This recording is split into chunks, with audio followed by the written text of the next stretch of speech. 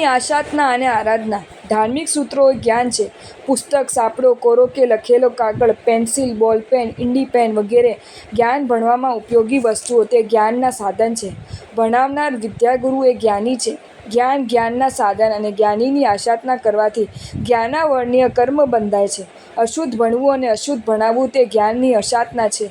ધાર્મિક જ્ઞાન ભણવા પ્રત્યે અરુચિ કે અણગમો બતાવવો, ભણવામાં પ્રમાદ કરવો, કંટાળો લાવવો, ભણેલું યાદ રાખવાનો પ્રયત્ન કરવો નહીં, ભણીને ભૂલી જવું, ભણતાને અંતરાય કરવો તે પણ જ્ઞાનની આસાધના છે। જ્ઞાન ભણવામાં ઉપયોગી પુસ્તક, સાપડો વગેરે જ્ઞાનમાં સાધનોને થૂક, પરસેવો, શ્લેષમ વગેરે આપણા શરીરનો મેલ લાગવાથી, તેને ખોળામાં કે બગલમાં રાખવાથી, તેમજ ધોતિયામાં વીંટાળવાથી, તેના ઉપર બેસવાથી, તેને લાડ મારવાથી, તેને પગ નીચે કચરવાથી, તે પાસે રાખીને ખાવા પીવાથી કે ઝાડો પેશાબ કરવાથી અને તેને ફાડી તોડી નાખવાથી જ્ઞાનની આસાધના થાય છે।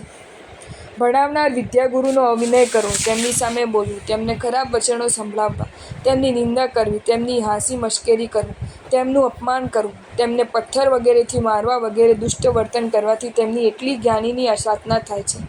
જ્ઞાન જ્ઞાનના સાધન અને જ્ઞાનીની આસાધનાનો સમજ પૂર્વક ત્યાગ કરવાથી અને એમનું આદરપૂર્વક આ સેવન કરવાથી સમ્યક જ્ઞાનની આરાધના થાય છે। ત્યાંથી જ્ઞાનાવર્ણ્ય કર્મની નિર્જરા થાય છે અને જ્ઞાનાવર્ણ્ય કર્મની નિર્જરા થવાથી કેવળ જ્ઞાનની પ્રાપ્તિ થાય છે। શુદ્ધ ઉચ્ચારણપૂર્વક ધાર્મિક સૂત્રો ભણવાથી અને ભણાવવાથી સમ્યક જ્ઞાનની આરાધના થાય છે અને તેનાથી ભણનાર ભણાવનાર બંનેને જ્ઞાનાવર્ણ્ય કર્મની નિર્જરાનો પરમ લાભ પ્રાપ્ત થાય છે। જ્યારે અશુદ્ધ ભણવા ભણાવવાથી ભણનાર ભણાવનાર બંનેને જ્ઞાનાવર્ણ્ય કર્મ આત્માના જ્ઞાન ગુણને રોકી દેનારું એક પ્રકારનું પાપ કર્મ બંધાય છે। અશુદ્ધ પાઠ આપનાર વિદ્યાગુરુઓને જ્ઞાનાવર્ણ્ય કર્મ બંધાય છે। તેનાથી બચવા માટે વિદ્યાગુરુએ સૂત્રોનું ઉચ્ચારણની અશુદ્ધિ અવશ્ય કરી લેવી જોઈએ। ઘણા વર્ષોથી પાઠશાળામાં ભણાવનાર વિદ્યાગુરુએ એવો વિચાર નહીં જ કરવો જોઈએ કે અમે તો ઘણા વર્ષોથી પાઠશાળામાં ભણાવીએ છીએ, તેથી અમારી ભૂલ કે અશુદ્ધિ કોઈ પણ ઠેકાણે નથી, અમારું તો બધું શુદ્ધ જ છે। આવા વિચાર કરવો ઠીક નથી, કેમ કે આપણે સૌ અપૂર્ણ છીએ, તેથી આપણી પણ ભૂલ અને અશુદ્ધિ હોવાનો પૂરેપૂરો સંભવ છે। માટે વિદ્યાગુરુઓએ પોતાની ભૂલો અને અશુદ્ધિઓ તપાસીને તેને વહેલી તકે દૂર કરવાનો સવિશેષ પ્રયત્ન કરવો જોઈએ, જેથી તેમને પોતાના અને એમની પાસે ભણનારને પણ જ્ઞાનાવર્ણ્ય કર્મની નિર્જરાનો પરમ લાભ પ્રાપ્ત થાય। વિદ્યાગુરુઓ શુદ્ધ પાઠ આપતા હોય ત્યારે તેટલી જ કાળજી રાખીને શુદ્ધ પાઠ ગ્રહણ કરવામાં ન આવે, પણ બેદરકારી રાખી અશુદ્ધ પાઠ ગ્રહણ કરવામાં આવે તો અશુદ્ધ પાઠ ગ્રહણ કરનારને દોષ લાગે અને જ્ઞાનાવર્ણ્ય કર્મ બંધાય। પૂર્વે જે અશુદ્ધ ગોખેલું હોય તેને શક્તિ હોવા છતાં પણ સુધારી લેવાનો પ્રયત્ન કરવામાં આવે નહીં તો પણ જ્ઞાનાવર્ણ્ય કર્મ બંધાય છે। આપણે જે કાંઈ ભણી ગયા હોઈએ તે બધું શક્તિ હોવા છતાં આળસથી યાદ રાખવાનો પ્રયત્ન કરીએ નહીં, સ્વાધ્યાય આદિનો ત્યાગ કરીને બધું ભૂલી જઈએ તો પણ જ્ઞાનાવર્ણ્ય કર્મ બંધાય છે।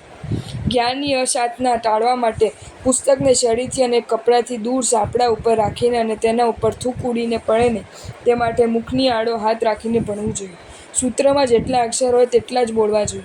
તેમાં હોય તેના કરતાં એક અક્ષર કે મીંડું વધી જાય તો પણ દોષ લાગે અને ઘટી જાય તો પણ દોષ લાગે। દોષ લાગવાથી જ્ઞાનાવર્ણ્ય કર્મ બંધાય છે।